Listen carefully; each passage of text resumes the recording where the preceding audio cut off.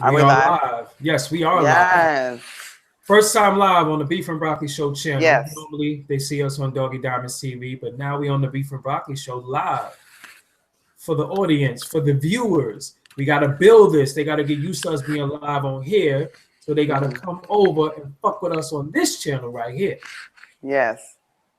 So we just gonna jump right into it. You know, I'm Doggy Diamonds. I'm Koku. And you can follow me on Doggy Diamonds, at DOGGIE, on everything, Instagram, Twitter, Snapchat.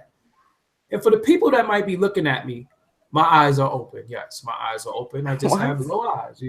No, because people be looking at me sometimes like, is this nigga asleep? No, I'm not asleep. My eyes are just, this is just naturally my eyes. I'm woke. You know what I'm saying? I don't drink or smoke, so don't do that. I got bags under my eyes. I be tired. I work a lot and shit. So Koku, big important topic. You know what I'm saying? This came up and went across my timeline. You saying they're fucking with your hair and shit? Yeah, because like I can't hear. Like I think it's my hair in the way. Okay. Kind of annoying. Well, it went across my timeline that the Biggie Mural is in Bed-Stuy, Brooklyn. There's many of them, but this one big one that everybody likes. Do you know exactly where it's at? Yes, the Biggie Mural that they're talking about is on Bedford and Quincy. Yes. And that particular mural is a big one. It ain't been there for years type of thing, like where it's like I grew up with the mural. But that particular mural, it's nice and it's right there in the hood. And now, do you want me to talk about the problem? Yes, go right into it. The problem is that the white folks that have moved in have a problem with the attention that the mural has brought to the neighborhood, which is kind of weird because the neighborhood has always had attention anyway, but like in a different kind of way. So with them having a problem with the attention, they're actually requesting that the mural be taken down. But the weird point to that is that the landlord is willing to keep the mural up if, I guess, whoever decides to spend the money spends $1,250 a month to keep the mural up. So that's where we are today. Okay, so the mural can stay if somebody paid for it. I can't hear you. You can't hear me. Why not? I can hear you now. For some reason. Okay. Yeah. So the mural can stay if somebody pays for it. Yeah, $1,250 a month. Okay. So you could pay for it. I mean, on behalf of the hood, Doggy. Well, okay. Now, if we want to come to our hood on our side, where I'm from, we got Biggie murals up there. We got Think Big on St. James and Fulton. We got a few of them on St. James and Fulton. So I would like to, if I had the money, I probably would, keep the murals up everywhere. But at the end of the day, why the fuck are they? First of all, you gentrified our neighborhood. Biggie is a very big staple in Brooklyn. He brought the popularity of Brooklyn up. Like, without him, I don't know if Brooklyn would be as popular as it is. So I'm definitely from that, same vein right there with the popularity of Brooklyn, and we're from the same neighborhood. So my thing is this: who's supposed to pay for that shit? Should we tell the landlord, go fuck yourself? You gonna leave that shit there? I mean, I don't even know about that. Like, as a landlord, like, you probably would think like I can do whatever the fuck I want. A landlord can command whatever they want out of their space, right? They can command it, rather. And if somebody's willing to pay $1,250 a month to just keep a mural up, I mean, are you mad at the landlord if he can actually command that amount? I mean, get your bread. But at the same time, you also have to respect what this mural means to the community. That's like telling people, stop going to visit 226 St. James because Biggie used to live there. Right. He immortalized the block. He immortalized that address. So people are going to come there on some tourist shit. It's never going to stop. If fucking Barack Obama's first crib where he lived, if people know where it's at, they're going to go there. You cannot say something that's becoming a landmark, something that's becoming a tourist attraction, something that's very popular. You can't tell people to stop coming there. That's what makes the neighborhood the neighborhood. Biggie represented Bed-Stuy, Brooklyn. Okay, now the mural is where? In Bed-Stuy, Brooklyn. Definitely. It doesn't look like it doesn't look like the other murals. You have another mural, the one with black and white. You have another one on St. James and Fulton. You have another one by Habana Outpost. That shit is hot too. And on Habana Outpost, it says spread love is the Brooklyn way. So at the end of the day, how can you push people like somebody, Jim Richards is saying in the chat room, how can you push people out of the neighborhood, right? Via gentrification, and then pushing people out of the neighborhood. Now, the little that they know of the neighborhood, you want to get rid of that too. So damn, we can't, fuck it, we leave. You kicked us all out. We can't at least keep Biggie there. We can't have a reason to come back. Well, you know, gentrification is a very, very sad and ruthless thing. But like, it's funny because it tends to be like the liberal white people who are very interested in the culture of a neighborhood and who think even its dangers are what make it charming. Yeah, so it's like, yeah, I'm from I'm Bed-Stuy, do or die. Do or die, you know what I mean? I'm from and do or it's like, die, Bed-Stuy. I'm a do or die Bed-Stuy. I've got this seller share. We pay $9,000 a month. You know what I mean? And it's like, oh, okay, like that's weird because I know for a fact your neighbor next door pays $100 a month for the same exact unit. You know what I mean? But so that's already weird. But beyond that, it's like, why are you going so hard to prove your validity of like how you represent this place? But then it's like, if you live in a neighborhood that's getting gentrified, you notice that like the amenities that start to change, things that start to change to, I guess, benefit the neighborhood aren't really to benefit you. Exactly. You know, you start to see like artisanal shops and like you start to see like let's say certain grocery stores or like coffee shops, whatever. But like when you look inside, you don't see nobody from the block up in there. And it goes back to the great Paul Mooney. Everybody want to be a nigga, but nobody want to be a nigga. So they want the nostalgia. They want the everything that comes with Bed-Stuy, because I'm pretty sure they joke with their friends. You better not be walking up Notion Avenue at 12 o'clock. You know, they probably think that that's pretty funny, and until they buy up Notion Avenue, then Notion Avenue is no longer dangerous. Notion Avenue, I see motherfuckers jogging with fucking Pomeranians and shit. I see motherfuckers rollerblading.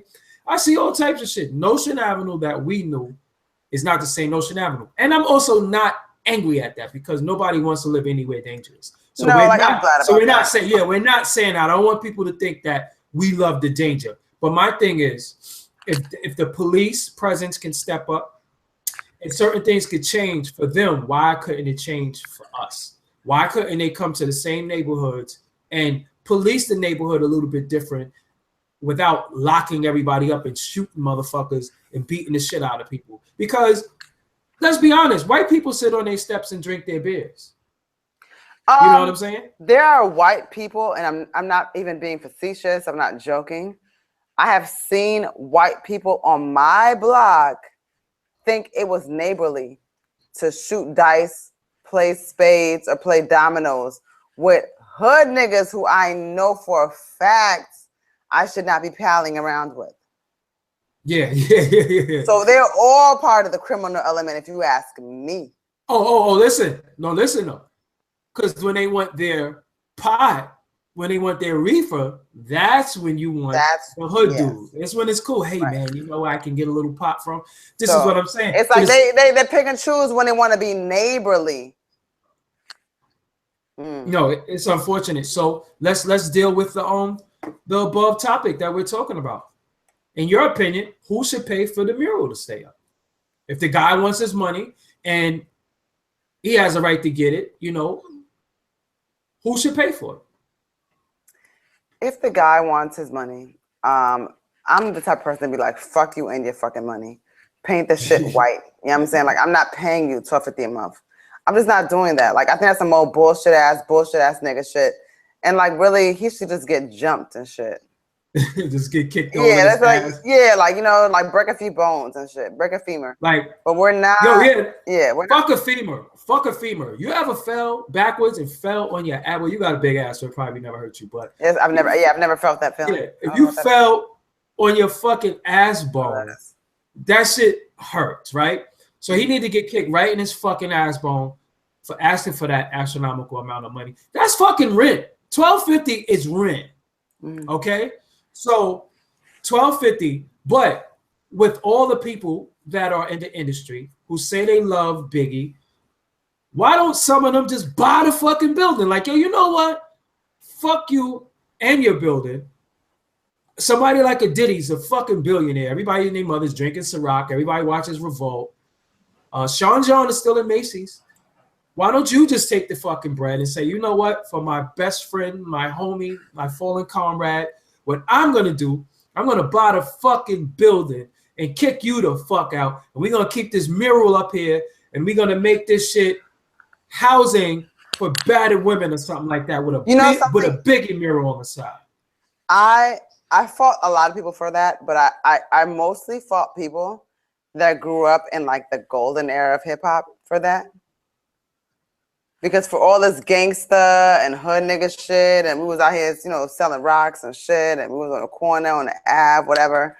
A lot of these brownstones in Bed-Stuy at that time, where some of us were not even fucking born, we're going 30, for like 30,000, 10,000, maybe like even $1 in some parts of the neighborhood. But at that time, some of y'all's priorities was to just sell rocks. Or I know, like my landlord told me that when they bought the brownstone in the 80s, not this particular place I stay now, but in a previous place I stayed at, they said when they bought the place in the 80s, it was overrun with squirrels in a rooftop where they had to like renovate the whole entire top apartment. But the bottom of their unit, they bought it knowing that it had been like crackheads were squatting in a place, but they just believed in the neighborhood. And I know a lot of us wouldn't even like have the vision to do that. It's kind of like, I guess for me, I segue into saying like how a lot of us be on some like, yo, I ain't fucking buying in Detroit. Fuck Detroit. Like not on some like fuck Detroit like the people, but more so like I wanted to do with the rebuild. But I feel like Detroit is like Bed-Stuy in the 80s. Yeah, if you get in on it now, the payoff later can be great. Later on, I mean, if you're an artist, if you're like self-sustaining, if like your particular job doesn't require you being in one place at all times, I feel like Detroit would be a great place for a lot of Black creatives, a lot of Black professionals, a lot of Black engineers to actually consider, as a place to live and for employment, Guess who's going to Detroit in July? Who going to Detroit in July? I'm going to Detroit in July to host the Conscious Olympics. July 30th to be exact. What exactly are the Conscious Olympics? It's a game show where they get questioned and they compete about their knowledge of consciousness and things pertaining to Black people. And I'm the host of the game show. So that's gonna be dope. Kind of dope because honestly, like you can expose motherfuckers who like have only like read like the 48 Laws of Power. Exactly. The ISIS papers. It's like 10 books that all these conscious motherfuckers read. I'm not saying that they're bad books. Like we should all read those books, but like they're like starter entry-level books into like sort of like acting like you're like, pro woke. Yeah, they all hotepi and shit. They read. No, because I won't even give them the ISIS papers. That's dope. But they might have read 48 Laws of Power, The Art of Seduction, and The Art of War. That is the look, that's the Hotep starter kit. That's when the motherfucker feel like, listen, you can't tell me shit. They never wrote Black Robes, White Justice. They never wrote They Came Before Columbus. They never read certain books. But those 3 books, they're on that. And I'm going to Detroit in July. I'm going to look around. I want to see the city. I want to see my people. So if you're from Detroit, I will be out there July 30th, the Conscious Olympics. Shout out to New Era Detroit. I will be out there with the brothers chopping it up. But let's get back to topic. topic is. I felt like that's still like not too bad, like too bad. No, we didn't jump off. We didn't jump off topic because what you're saying is if those buildings were built, if those buildings were bought at the time when dudes had the money, then we wouldn't even we wouldn't have this conversation right now. You know? But look, we're St. James Place don't even want to change the shit to Christopher Wallace Way, so we're in trouble anyway. And Pumpkinhead got a street, no? Pumpkinhead has a street. Shout out to Pumpkinhead. Fife Dog has a street. Shout out to Fife Dog. I believe who else? It's somebody else, and I'm missing them. But y'all correct me later on. So I'm just saying this. Jay-Z was a part of the gentrification of Brooklyn when the Barclays came. That was pretty much the beginning of the end of what we knew is the old Brooklyn. I didn't understand why we had to have a Barclays here, to be honest with you. And I saw where that was going. And at the time, I was interning. And I saw like some sort of sensitive information that kind of put me on to like what was to come. So I saw like it unraveling on so many levels. And I was like, wow, this is really about to happen. And I actually watched people's homes get condemned that were perfectly okay. People that were fighting like, yo, there's nothing wrong with my house. I love my house. I don't care if you give me $90 million. I want to live here forever. I'm pro Brooklyn. And, Bruce Ratner found a way to make those people seem like, like they weren't valuable, or, like there was no such thing as anything being priceless to someone. Like money is not a motivator for everybody. You know what's funny, Coco? It's just really not. I'm on this side. The Barclays Center has brought no fucking value to this borough. Absolutely fucking nothing. It's motherfuckers that live around here. It's motherfuckers that live in Brooklyn who have never even been in the fucking Barclays Center. So what is the value of the Barclays Center for Brooklyn? You have people coming from all over to see the fucking Islanders. Black people don't fuck with hockey. So we already know who's coming to watch the fucking Islanders. It's not black people. I was walking past there the other day.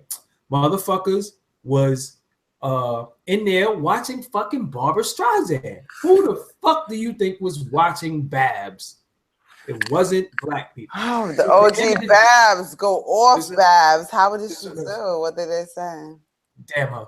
So at the end of the day, the Barclays Center being there, and then they have developments that they're building. They're building a building right on Vanderbilt in Atlantic. They're building one off Carlton in Pacific. Rather, it's Vanderbilt and Pacific, Carlton and Pacific, and they're building buildings right around the Barclays Center. That's not for us. No. So dealing with the whole gentrification thing, if a guy, what happens when all the Biggie murals is gone now? That's the point I'm making, because the next building, this is what I'm saying, right? Right. Okay. If this guy says, hold up, they got 1250. Well, shit, I want 3,000, or I'm erasing my shit. Right. Or I want 500, or I'm erasing my shit. Then it becomes a get rich quick scheme off the people to keep Biggie's memory alive in Brooklyn. So at the end of the day, like I said, Jay-Z, that's what I was talking about. Jay-Z was a part of ushering this new Brooklyn. Now you're ushering in this new Brooklyn. You cutting that ribbon out on Atlantic Avenue and Flatbush Avenue, ushered in the new Brooklyn, right? You throwing the dirt there, ushered in the new Brooklyn. This is what comes with the new Brooklyn. Now with the new Brooklyn, they want to remove your friend's face off a building in the neighborhood that he was in, in the neighborhood that he was from. Who is going to come to the rescue and say, okay, this is a bit much. Is it Jay-Z? Is it Diddy?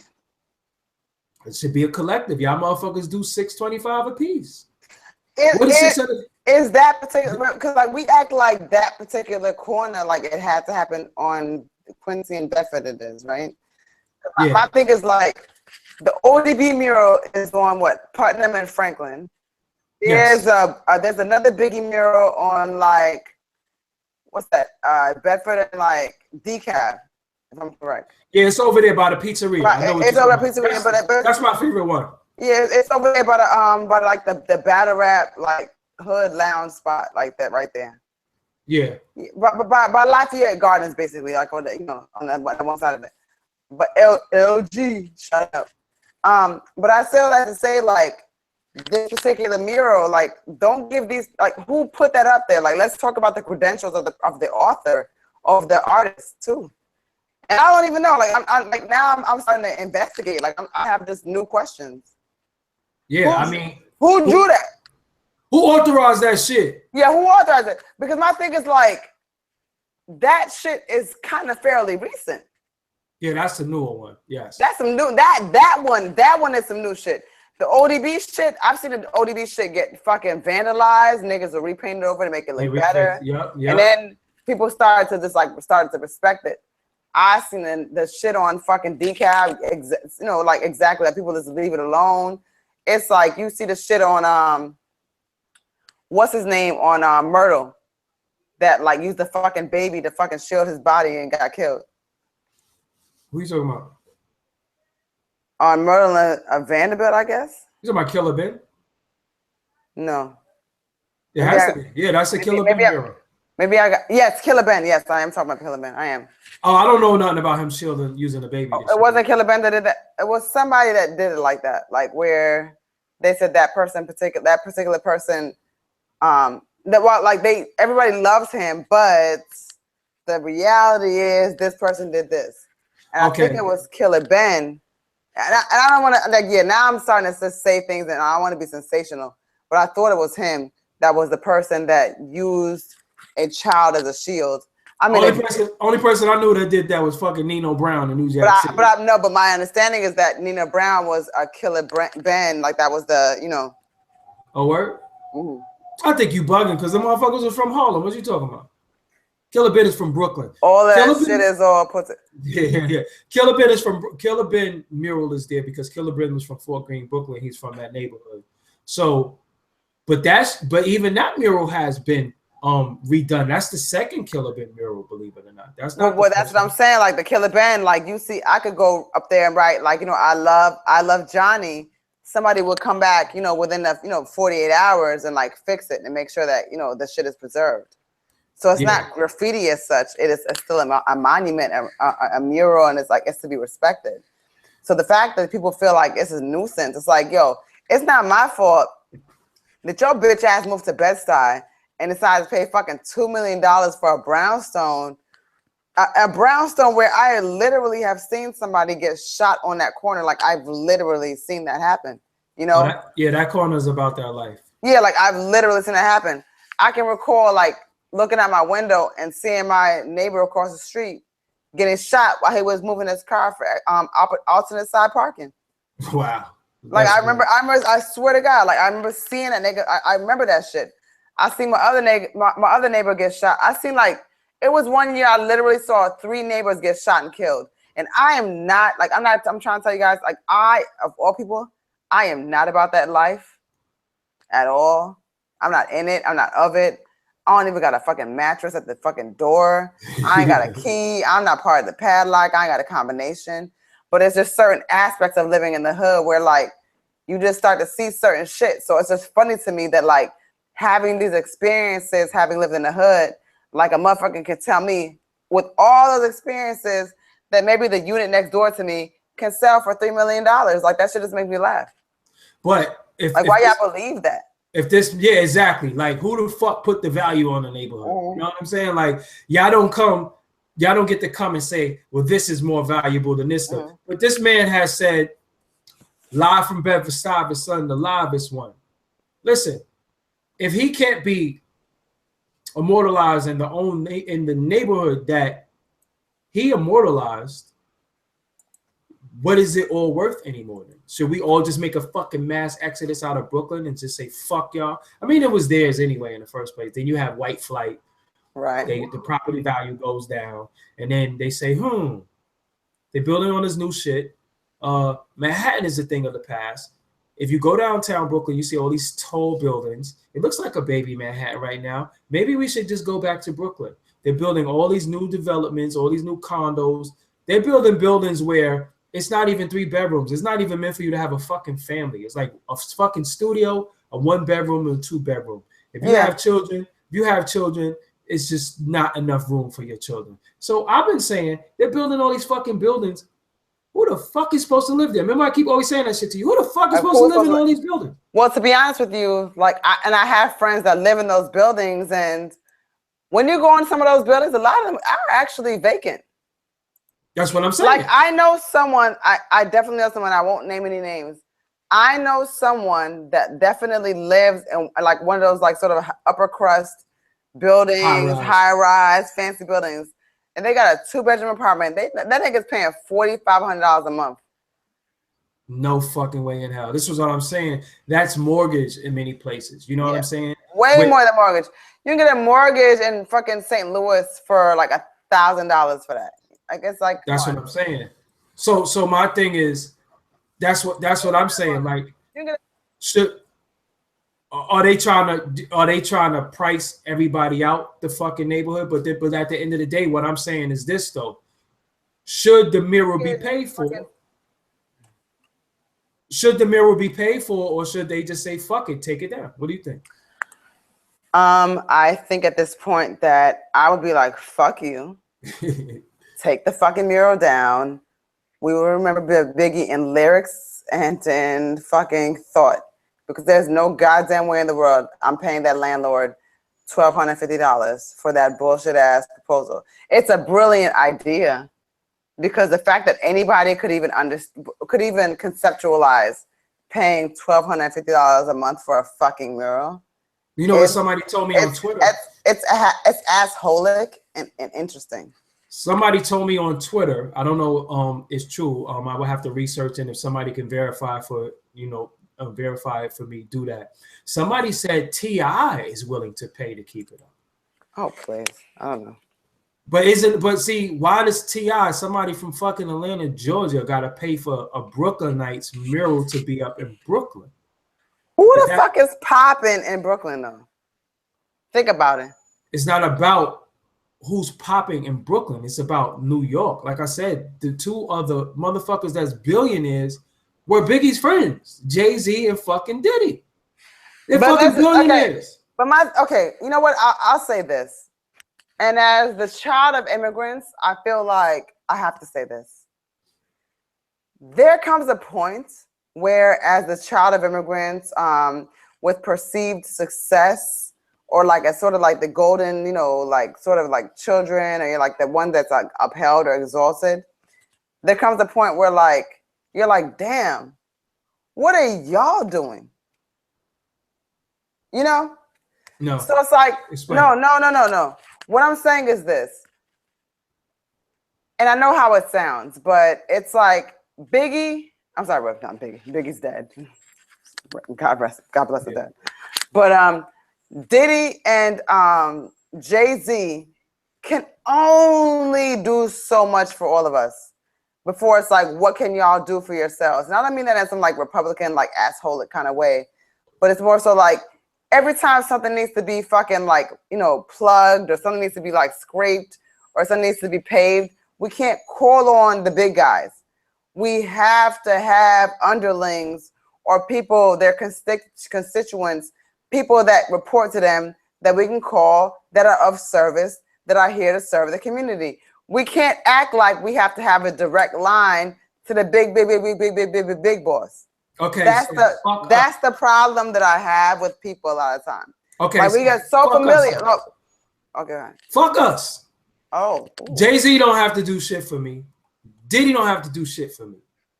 I'm talking about what they're going to do for their friend, because that's your friend. You want to say his lyrics all the time. You want to say rest in peace, B.I.G. You want to put out unreleased songs and capitalize off the man. You cannot help pay to immortalize him in the neighborhood that he lived in. You can't do that. That's all I'm saying. Okay, fuck me. I don't want nothing from any of them. You know what I'm saying? I'm gonna get mine how I'm gonna get mine. Okay, but if that was your man, look, I get it. Coco, if something happened to you, right? Something happened to you, and your block, if they want to fucking put a goddamn mural up of you, and then somebody wants to take it down, I'm gonna be like, why are you trying to remove my friend's mural? You want what?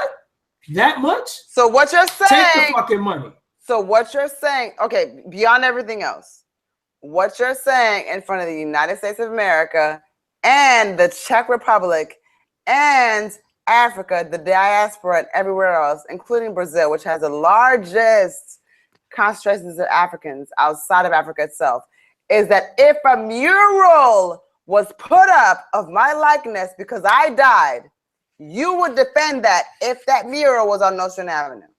Actual facts. Actual facts. If I was a fucking billionaire and somebody says, we're going to get rid of this Coco mural, that's like the man saying, the Big L mural. It's been in Harlem for how long? If they want to get rid of the Big L mural, you don't think Fat Joe would say, oh, no, you're not getting rid of my man's mural. You're not getting rid. If they want to get rid of the Big Pun mural, you don't think somebody's going to step in and say, hell no, you're not getting rid of this shit. How much you want? So my thing is, I don't want that shit to create a shitstorm where dudes are starting to collect off of people's death. I understand what you're saying. You know, we should tell him to go fuck himself. But at the end of the day, Biggie has billionaire friends. Pun doesn't have billionaire friends. Big L doesn't have billionaire friends. They're all great rappers. They're all deceased. But between Biggie, between Jay-Z and fucking Diddy, that might be like $2-3 billion. You can't pay for the fucking building. Like I said, be a dickhead about it. Pay for the building and say, okay, that way. Yeah, this is what I'm saying. I would say like this: being that you want to be a dickhead, you want to charge money for my homie's picture to be on your building. Now I'm gonna buy your building and kick you the fuck out. That's what I'm gonna do. Because at the end of the day, you're trying to cash out off my man anyway, right? We might as well fucking cash you out and put you out some fucking way, or kick you to the fucking curb. You understand what I'm saying? And that, or make you have to be forced to live with this mural here. Now we have that, right? Now the other thing we have that is, you know, the white folks in the neighborhood that's saying, well, this shit is disruptive, period.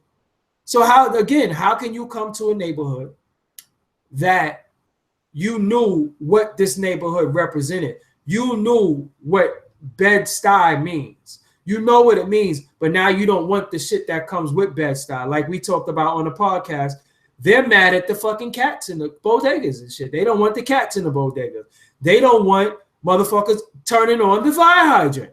They don't want hood shit going on in the hood, but they move to the hood where hood shit happens. And the only time they want to deal with hood shit is when they want to buy a nickel bag of weed.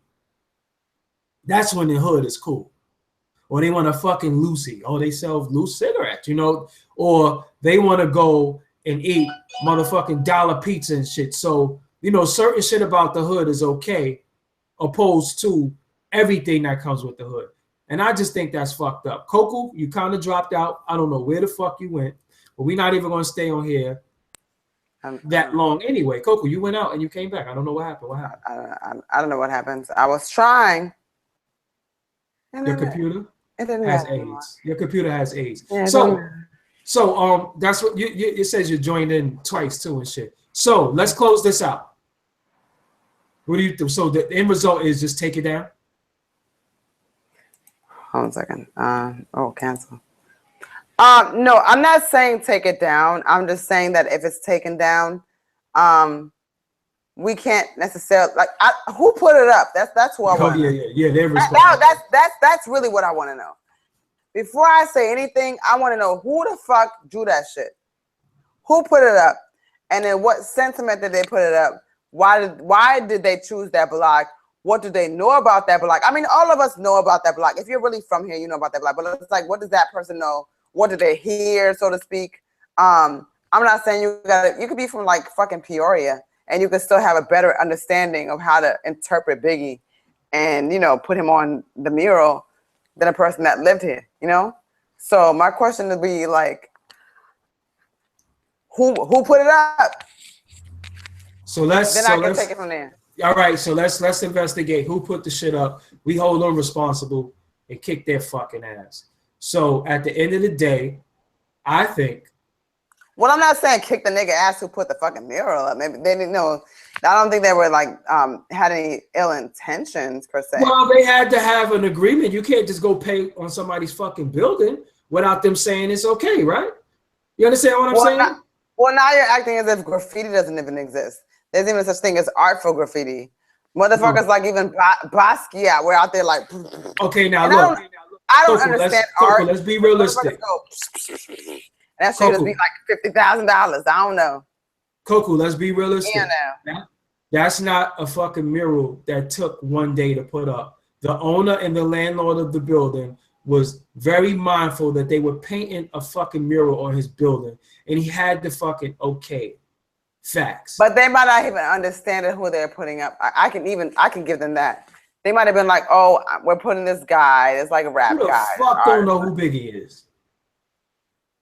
If only time if you're an owner of a fucking building, you're old enough to know who Biggie is. Biggie has only been fucking gone, and I say this only, not like it's fact, but he's been gone for 20 years, right? So if a motherfucker is 25, you were 5 years old, they just made a notorious movie. Biggie song still plays on a fucking radio. Cut it the fuck out. If you live in the fucking neighborhood, you know who the fuck Biggie is. You know who the fuck Biggie is. You live in the neighborhood, but maybe you moved in later. That's what I'm saying. Like, I can't take that information for granted. I'm talking about the owner of the building knows who the fuck is on that building. You okayed that painting to go on the fucking building. Why are you trying to cash in on the painting now? You're saying it's disruptive. It would have been disruptive from the fucking beginning. People going to ride past and say, oh shit, look at that hot ass Biggie mural. Who owns the building now versus 20 years ago, though? Because even 15 years ago, the owner probably changed. That doesn't matter. I'm just saying, whoever owns it now, okay, the mural to go up there. Don't be a fucking bitch ass nigga now and say, I'm trying to make money off the mural being up there now. I think that shit is very, very whack. It's very corny. But if you want money, I think it's corny, but I think if they can get, money, it's almost like if I don't know, like if people stood in front of Biggie's house and said, well, you can take a picture here if you give me $1, and tourists just decided to do it. It's corny, but like I wouldn't be mad at it. I'd be like, oh. No, but that's the difference between a fucking dollar and people riding past and pointing. That house is not going nowhere. So it doesn't matter. You don't even have to take a picture. You don't even have to get out the car to take a picture. You can take a picture on the go pass. The point that I'm making is that you're taking a fucking mural down of this man's likeness. Like, how can you paint over somebody's face that the neighborhood loves? And now you're trying to cash in on it. And I'm saying, okay, if you want the money, then this guy has billionaire friends who that's who you should get the fucking money from. Not the fucking community. The reason why I'm team fuck white people, give them what they want, is because I don't want to overvalue the painting on the side of the building. Like, and not in the sense of Biggie, but in the sense that, like, I don't feel like they deserve $1,250 extra a month. Agreed. I agree. For us to prove that Biggie deserves respect or reverence or what have you.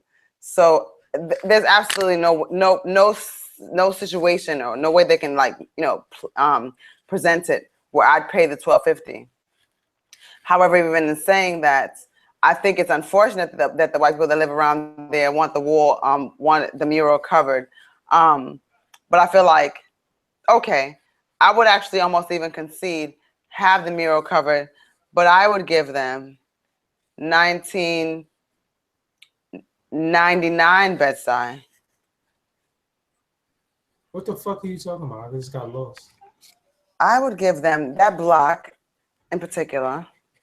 I would give them a taste of the block of what it used to be. Oh, okay. It's what I'm saying. Yeah. Like, I would say, like, yo, we've all, let's get back to the essence, is what I'm saying. Let's get back to where this whole noise pollution past 10 p.m., whatever the fuck. I've seen cops call to my block, by the way. I've literally seen cops call my block, and the cops being like, the cops were called on my block. I've watched because you know what I'm saying. I'm the old lady peeking out the fucking window. You saw And for 227.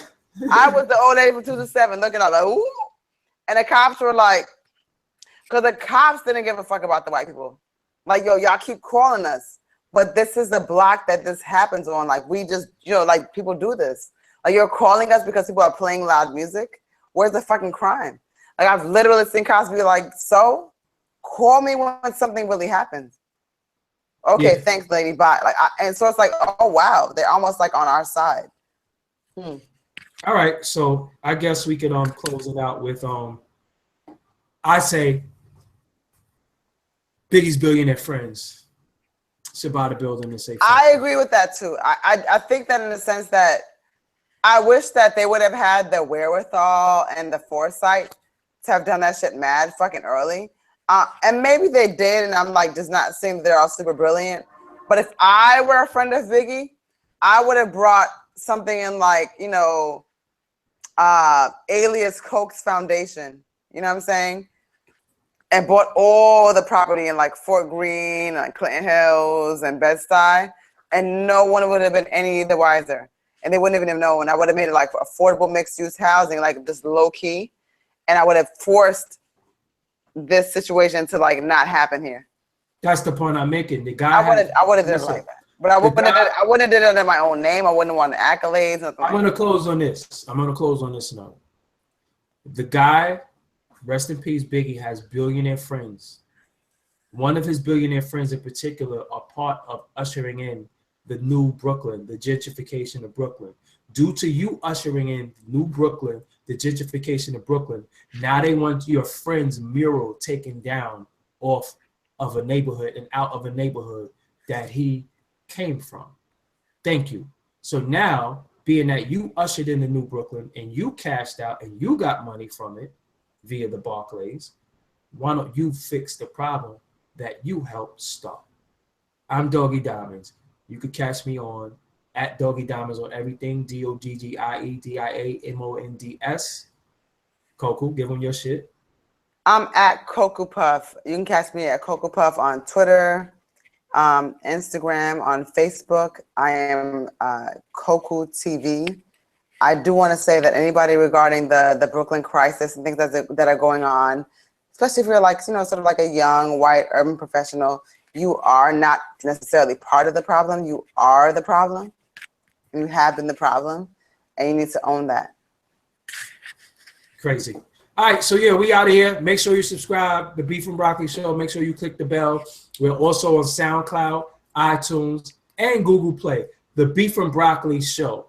Thank y'all for tuning in. We out of here. Peace. Mm-hmm.